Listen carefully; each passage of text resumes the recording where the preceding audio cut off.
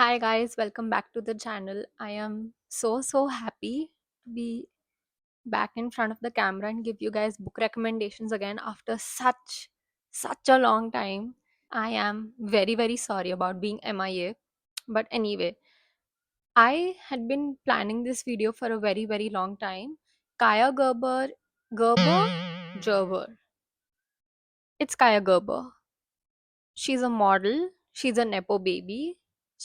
Her mother is the very iconic Cindy Crawford. Now you may ask, why am I reviewing what a nepo baby is recommending? Well, that's because Kaia Gerber has a really nice book club called Library Science, which is updated very frequently. Their page and their recommendations are very active, so it does not look like a pandemic project or just a passion project. It is a passion project, but it seems like she's really invested in it. She does interview a lot of authors, and it seems like she's genuinely interested in reading. I only picked up 4 books from her entire recommendation list. Let me know if you'd like me to read more because I ordered a bunch of them. But I can only fit that many in one video. And I know today's intro was too long, but let's get into it. First up, The Stranger by Albert Camus. Can we please talk about the cover?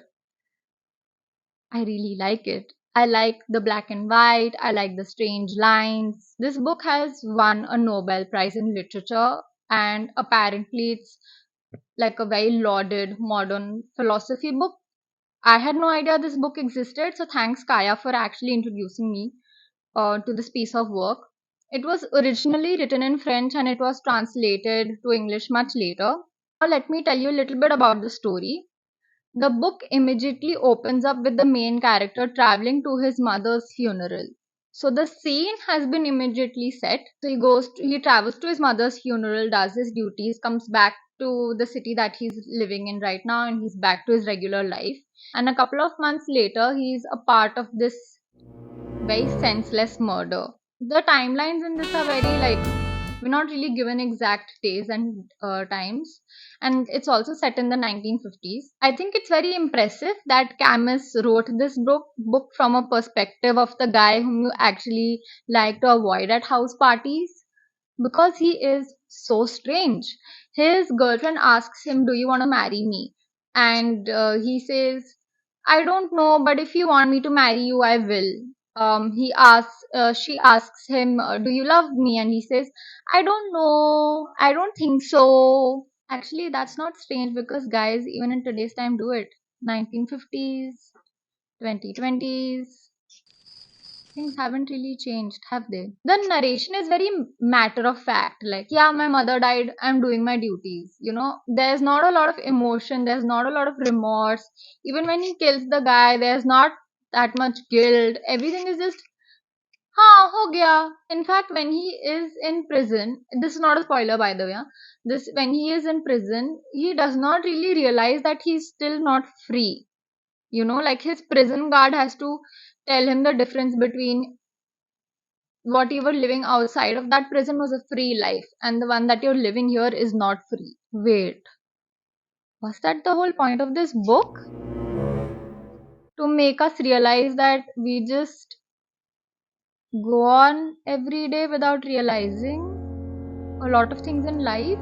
Like, we're all in a rat race? I feel like I don't have the brain cells to understand this book. There's no plot, there's no climax, there are no great dialogues. So I don't really understand why people liked it so much. Wow, I am dumb. Anyway, I think the book, even though there was no plot, I was still hooked. The book is about 120 pages, and I was hooked till say page 85, and after that the book just started losing steam. I think I'll give it 3 stars. I think I might enjoy it more when I am not in this phase of life. I don't think right now I'm in that phase where I would really enjoy modern philosophy. But if you are someone who is into these kind of books where there's no plot, there are no vibes also, it's just sentences, you might enjoy it. So, yep, that was my review, and let's move on to the next one. This next one I was very very excited to read because it's a book that's not only been recommended by Kaya Berger, but it's also been recommended by Johnny Depp and Kalki Kochlin. Like other really prominent artists have also raved about this book. So I was very excited to read about it.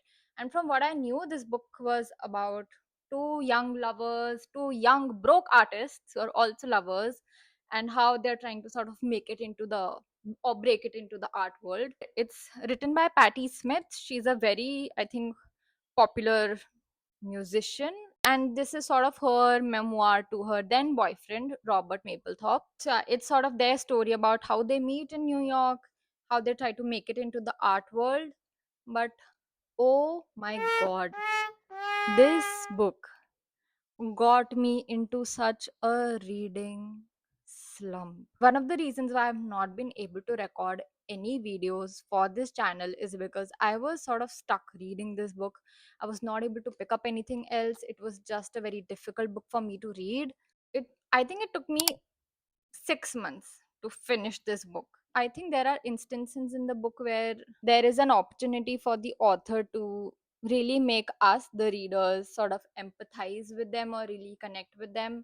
But it was so hard for me to do that. But instances like, how sort of Patty decides to be with Robert even during his gay hustling phase. He sort of discovers that he's bi, but he's more into men, but he's still sort of with him. And how art is so important for them, that they're both willing to not eat properly for days just so that they can buy some raw material for Robert's art. Really are instances where there is an opportunity for you to feel more for the couple, but I don't know, maybe because of the way it was written, I just did not enjoy it. It felt more like the book has stories or instances which plays out like, I did this and then Robert did that and I said this and then Robert said that. Like, where is the depth? Like, nothing really pulled my heartstrings. Only I think in the end pages where it's discovered that Robert has AIDS and all of that, that's probably the only part where you just feel a lot for the character, but I still think it wasn't much. The good thing about this book is that there are a lot of photos during their time together. I hope you're able to see it. So that is nice. And it's a memoir, so you would expect that. Also, this book has a lot of popular names like Andy Warhol and other artists that were popular between the 1960s and 1980s.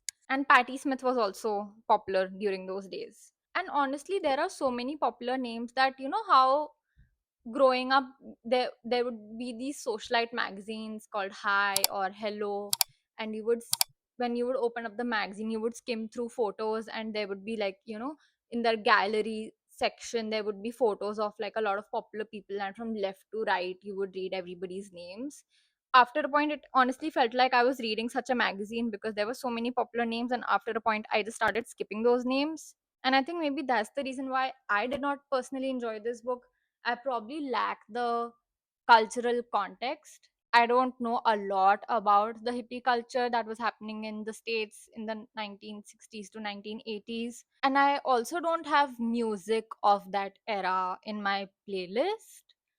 I have never really heard rock and roll of that era at all. So maybe that's one of the reasons why I did not enjoy this book. So yeah, it is a National Book Award winner. It says so on the cover, but I just failed to enjoy this book. I think if you're looking for a fun read, then this is not it. And if you're also wanting to read about two young lovers trying to make it into the world, I think there might be other books that talk about a similar topic. Not for me. The photos are cute though. They're very cute looking couple, I have to say. I mean, they're not a couple here, they're too young. But in general, like, they seem cute.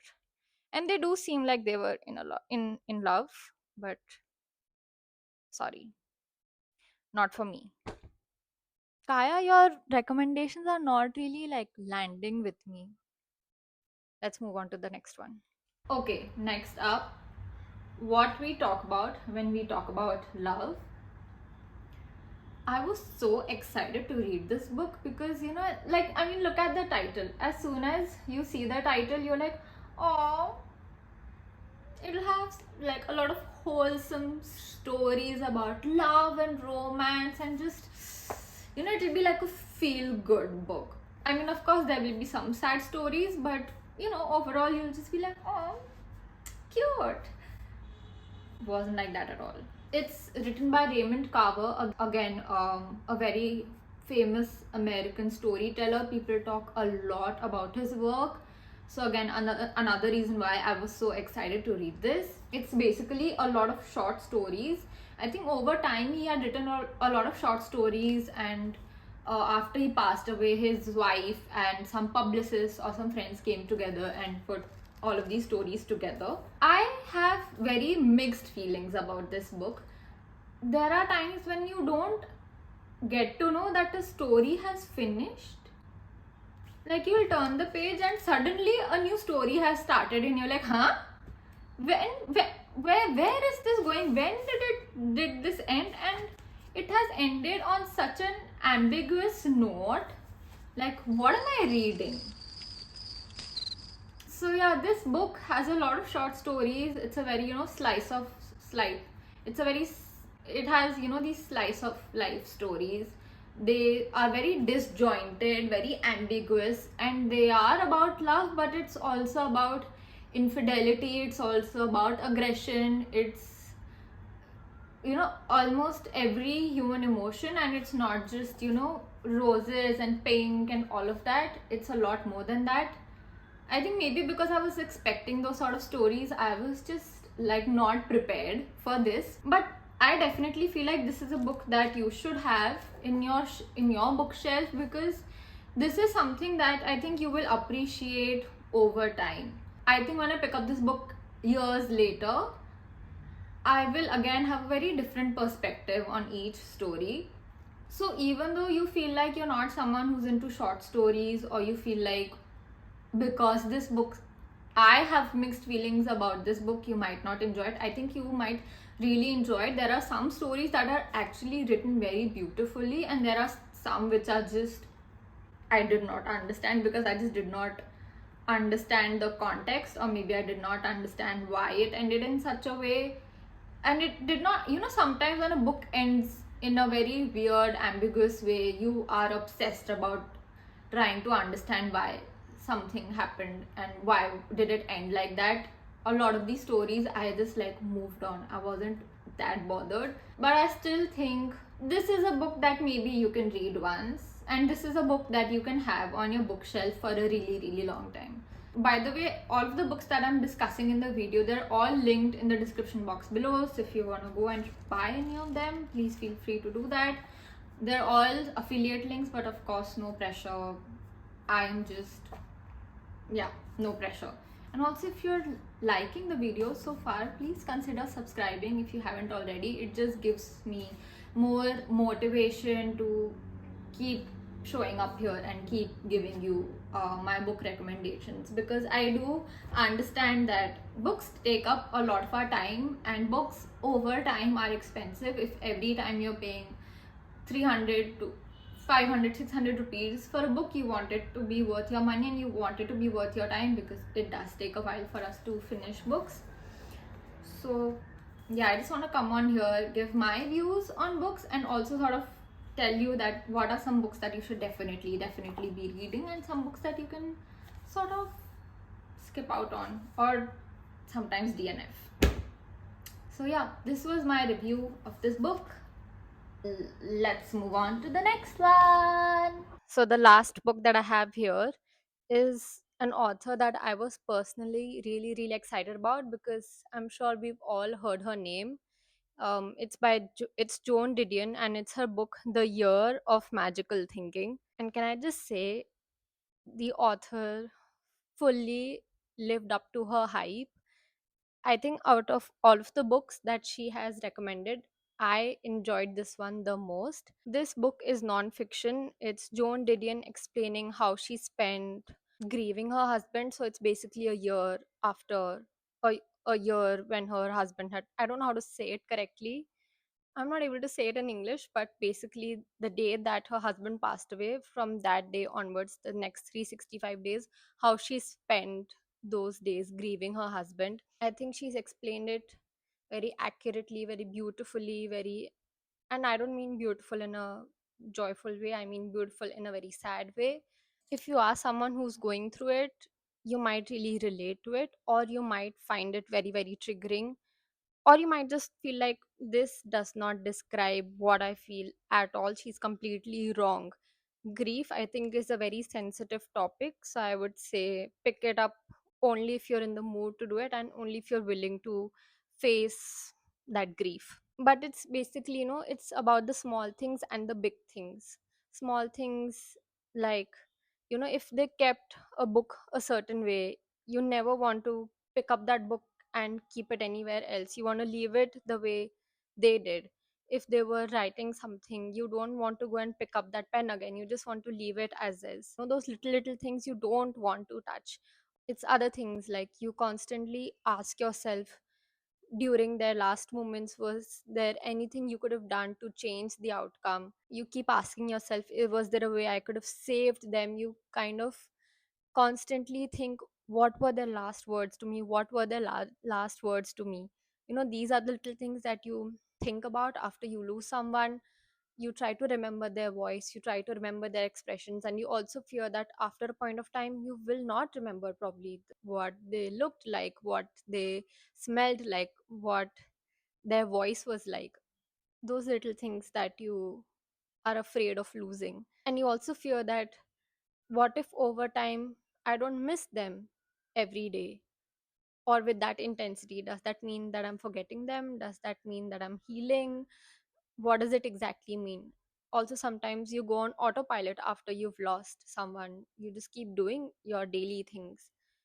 Sometimes it hits you, sometimes you just don't understand why people are looking at you in such an alien way. So I think this book does a really good job of explaining everything, or just telling how someone in that position feels. Also, because at the time Joan Didion wrote it, there weren't a lot of books about this topic. That this is what she said, that there were books about practical things on how to get over, not how to get over, but how to cope with it. But there weren't really, or there was a lot of poetry around this subject, but nothing, just like nothing that really spoke to her. But I think this book does a beautiful job. The last chapter is especially very, very moving. And here on the back cover, it says, a single person is missing for you and the whole world is empty. What a beautiful way of describing that. Definitely my favorite book out of the entire lot. I think Kaya really gravitates towards sad, melancholic, philosophical books. I haven't really seen any sort of fun YA novels from her list, but she does have this running book club, which is amazing. So if you'd like me to go and review more of her books, just let me know, because I got so excited about this video that I ended up ordering a bunch of those. So I haven't covered everything in this video. So if you want me to do that, just let me know in the comments and I'll create another video for you guys. So yes, I hope you enjoyed this video, and I'll see you guys on the next